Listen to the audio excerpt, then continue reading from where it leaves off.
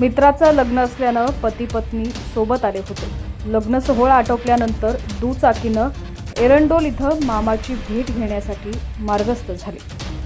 मात्र या परिवारावर रस्त्यातच काळानं घाला घातला।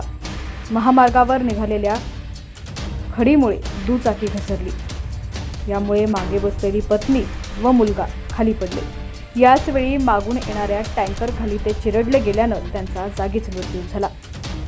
संपूर्ण बातमी पाहूया त्याआधी तुम्ही HPN मराठी न्यूज चॅनल पहिल्यांदाच पाहत असाल आणि अजूनही चॅनलला सबस्क्राइब केलं नसेल तर नक्की सबस्क्राइब करा आणि बेल आयकॉनवर क्लिक करून नोटिफिकेशन्स मिळवा, जेणेकरून आमचे अपडेट्स लवकरात लवकर तुमच्यापर्यंत पोहोचतील। तर नंदुरबार जिल्ह्यातील कुकावल येथील गुरांचे डॉक्टर प्रतीक सुनील पाटील हे पत्नी पूनम पाटील व 1 वर्षाचा मुलगा अगत्य पाटील पारोळा तालुक्यातील चिखलोड इथं मित्राच्या लग्नासाठी दुचाकीने आले होते।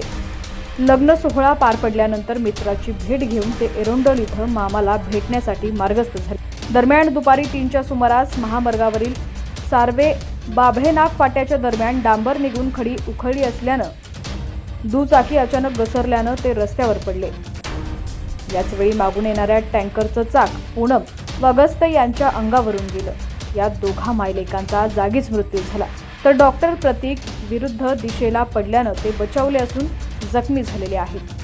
खराब रस्त्यामुळे दुचाकी स्लिप झाल्यानं ही दुर्दैवी घटना त्यांच्या डोळ्यादेखत घडली। त्यामुळे ते भयभीत झाले होते। जखमी व मृतांना तात्काळ रुग्णवाहिकेतून पारोळा कुटीर रुग्णालयात दाखल करण्यात आलं। याबाबत उशिरापर्यंत पारोळा पोलिसात गुन्हा दाखल करण्याचं काम सुरू आहे।